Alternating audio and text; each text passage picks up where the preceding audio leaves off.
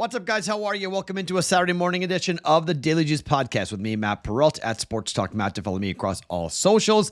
This podcast being brought to you by our friends at omahasteaks.com. The special URL code is omahasteaks.com/juice. When you go and use that, they are going to give you 2 packages of chicken wings and a package of meatballs for free on select packages. Don't drop the ball and make it a game day to remember this coming big weekend with a star-studded collection of Omaha Steaks. Omaha Steaks, the world's best beef, naturally aged for the ultimate in tenderness, juiciness, and flavor. Score big points on your game day party with convenient and delicious starters and more from Omaha Steaks. Plus, score chicken wings and meatballs for free with select packages using the code omahasteaks.com/juice to get the free chicken wings and meatballs at omahasteaks.com/juice. Okay, if you're watching on video, something's going on my face. I apologize. I don't know what's going on. I was at a casino tonight. I touched something. I touched my face, and my face is like exploding in like red, raw pain. I don't know what this is, but bear with me. I apologize if you're watching this. You're like, what is wrong with Matt's face? I don't know. So I'm going to hopefully get this addressed for tomorrow, and this will go away or whatever is going on. But I don't know. I normally don't break out. I don't have like massive like problems with my skin normally, but so it's a different situation here for sure. So I apologize if you're watching this. You're like, what's going on in your face? Sorry. Hopefully tomorrow it'll be fixed. Kind of embarrassing, but it is what it is. It's life. I'm 46. We're doing video. We do TV. On we go. So it was weird because I was on TV earlier tonight and my face was fine. And now I'm doing this video and it's not fine. So I don't know. Something strange. I touched something, and it just didn't really sit well with my face for whatever reason.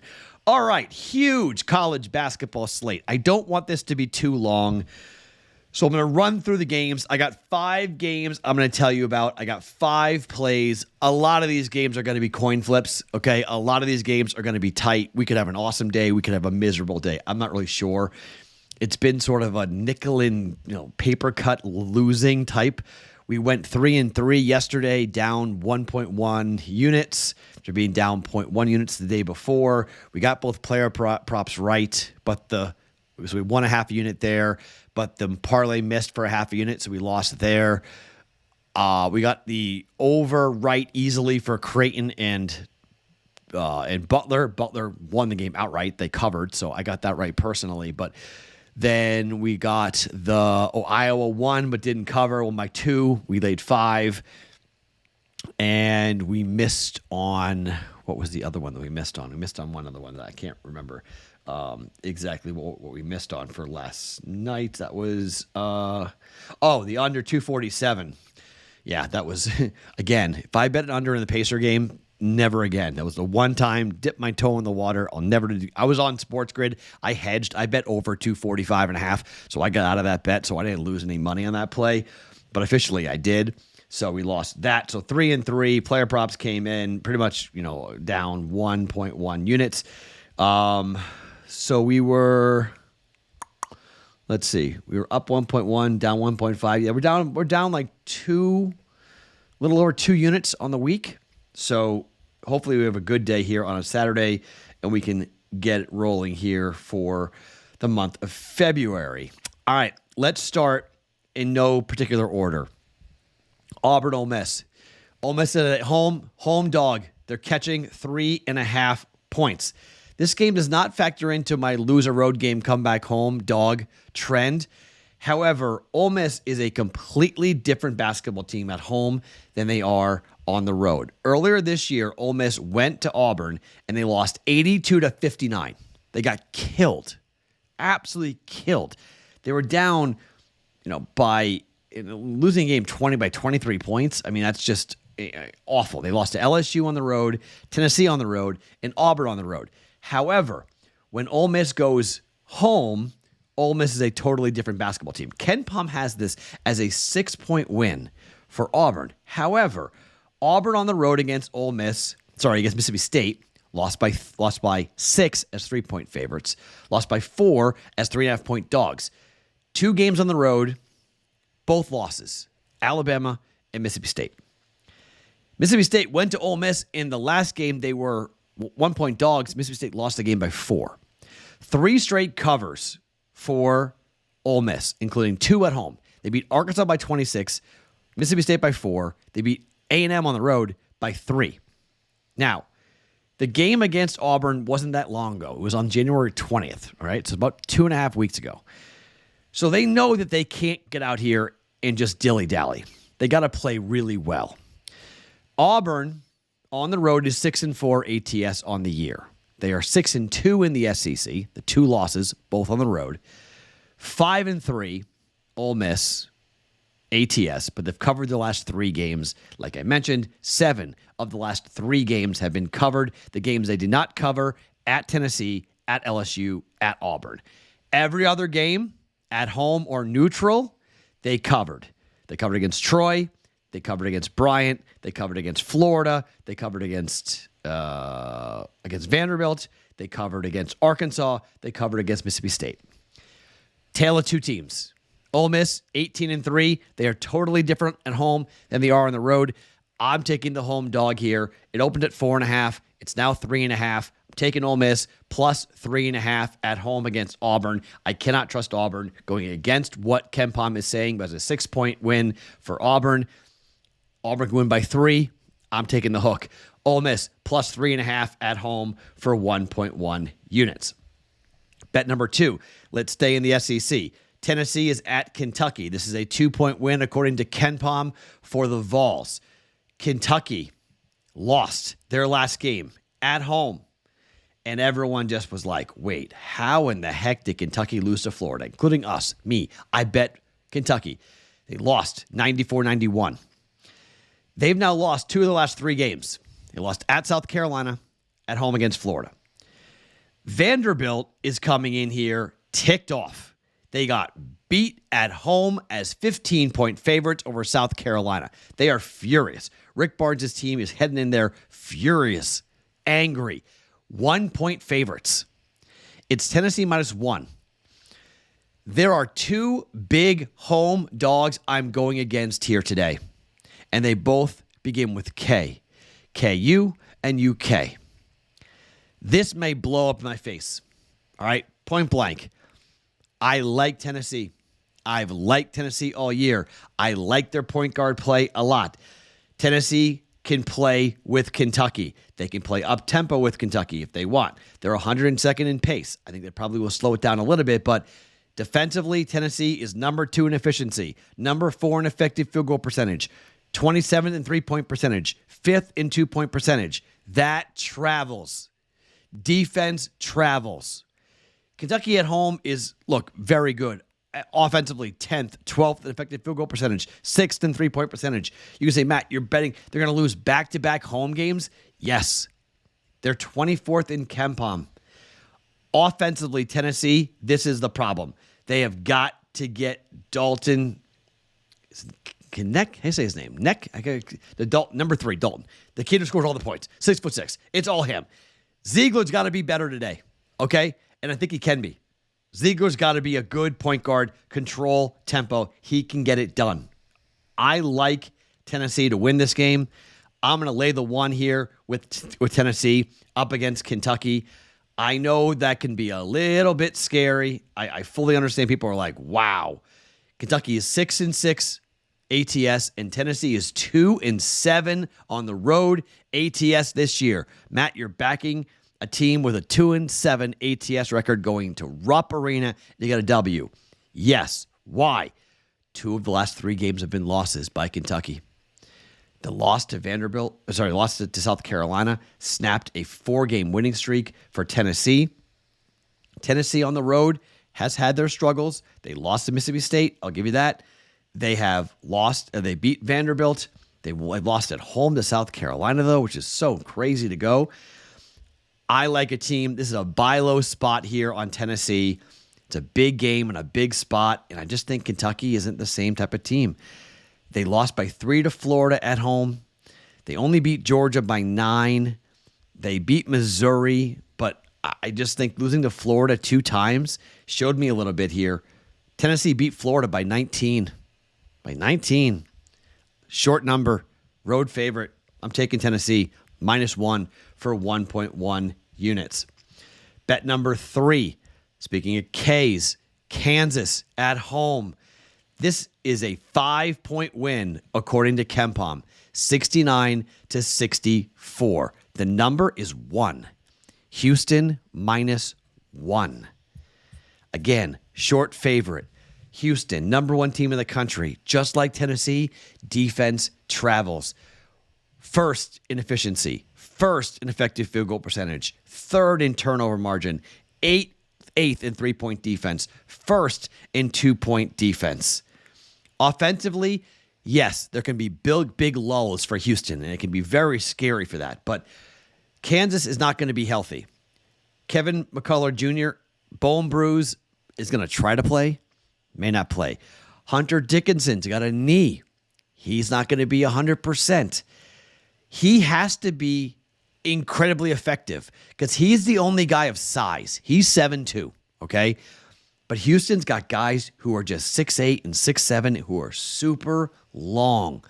They don't have size vertical, but they have wingspans. They have long arms. They're extremely physical.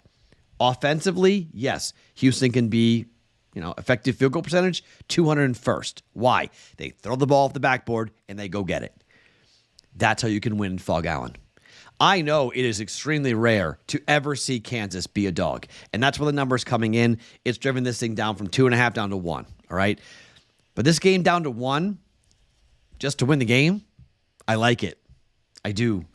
I think Houston goes in to Fog Allen and gets a W. They're only 3-6 on the road ATS. I'll give you that. They're 4-4 in the Big 12, but so is Kansas. They're 4-4 in the Big 12. Kansas beat Oklahoma State in their last game by 29, but they only beat Cincinnati by 5. They beat Oklahoma by 12, which was good, but they only beat TCU by 2, and they were 9-point favorites at home.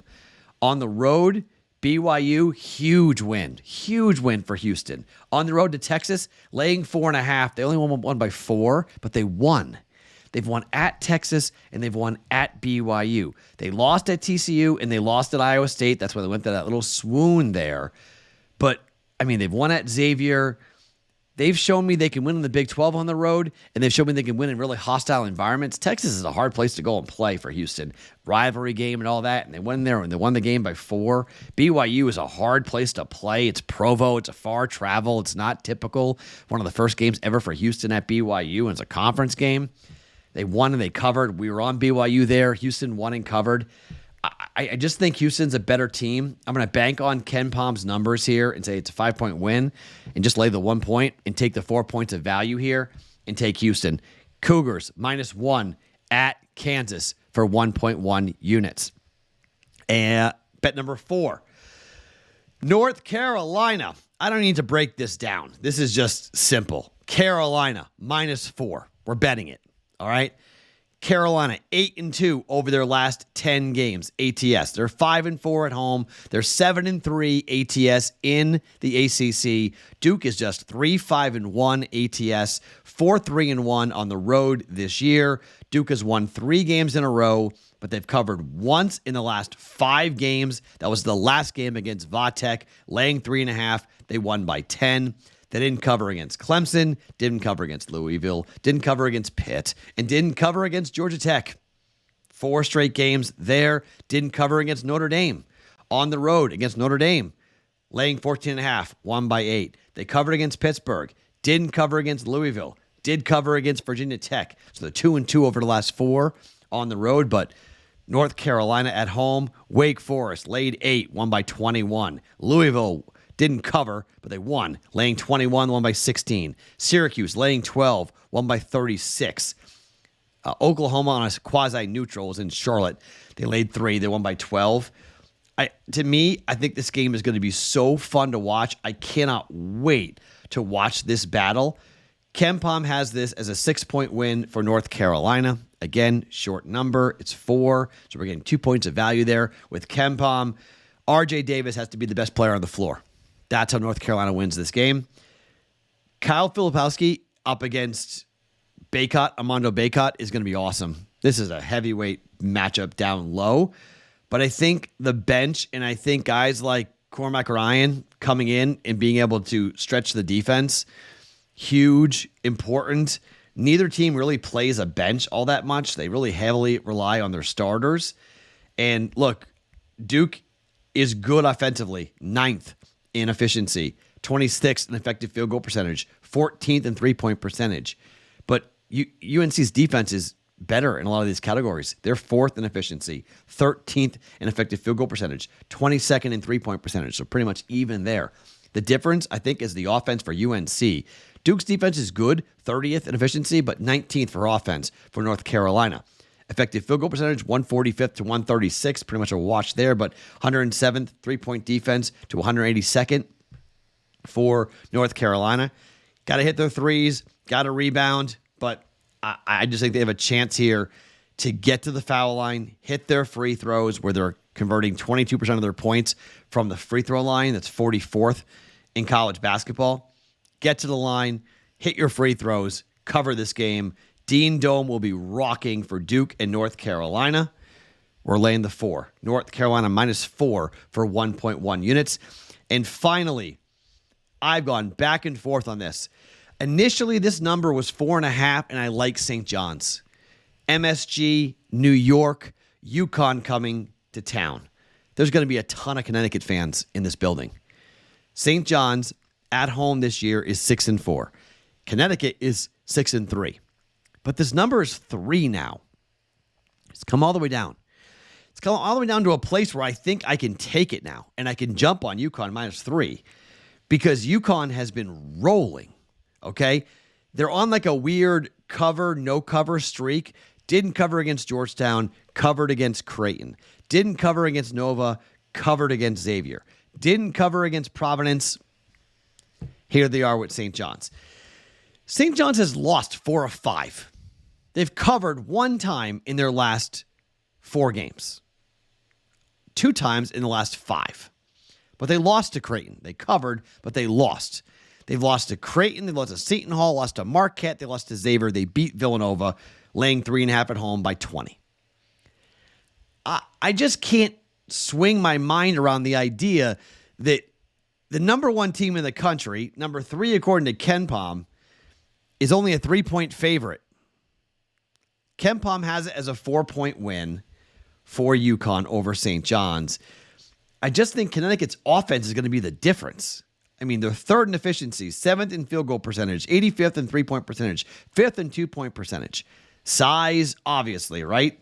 They're long. They're big. Donovan Clayton's a problem, a 7'2" monster in the interior. St. John's is good, and Jordan Dingle has been great. Jenkins has been really nice for them this year. They're 44th in efficiency, but they're 214th in effective field goal percentage. They're 222nd in three-point percentage, 96th in two-point percentage, up against a UConn defense that's really good. 21st in efficiency, 10th in field goal percentage, 7th in two-point percentage, 124th in three-point percentage. I just think at the end of the day, if this game was maybe on campus for St. John's, maybe I might buy it. But at MSG, UConn plays there all the time, and they play home games at MSG. I think they're going to be fine. I'm laying the 3. UConn -3 for 1.1 units. All right, 5 plays, a bigger card than normal, 4 favorites and 1 dog, very much against what I normally do, but this is just where I am with these plays. It may blow up in my face. I may go 1-4 and have a horrible Saturday. It's possible because we've got coin flip games all over the place. 4 of these games are 1-possession games, or 2. 3 of the games are 1-possession games. 2 of the games are 2-possession games. So it's not like we're dealing with big spreads here. This is going to be sweat city. All these games, we're going to be sweating, pacing. Like, I doubt we're going to have any easy walk to the window or a game that gets a complete blowout and we're dead wrong. All these games are going to come down to 1 or 2 possessions, but I'm banking on the better teams. Houston, UConn, North Carolina, and Tennessee, that could be your Final 4.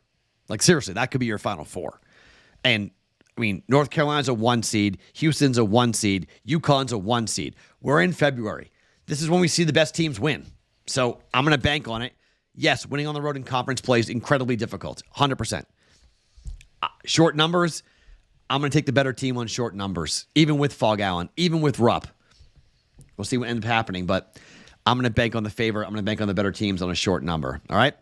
Ole Miss plus 3.5. North Carolina -4. Tennessee -1. Houston -1. UConn -3. 5 bets all for a Saturday. Let's see how we do on a big college football basketball day. Mine is Matt. College basketball day. Say football? College basketball. I wish it was football. College basketball day. Mine is Matt Perrault. Follow me across all socials at Sports Talk Matt every single morning. The Daily Juice podcast always being brought to you by OmahaSteaks.com.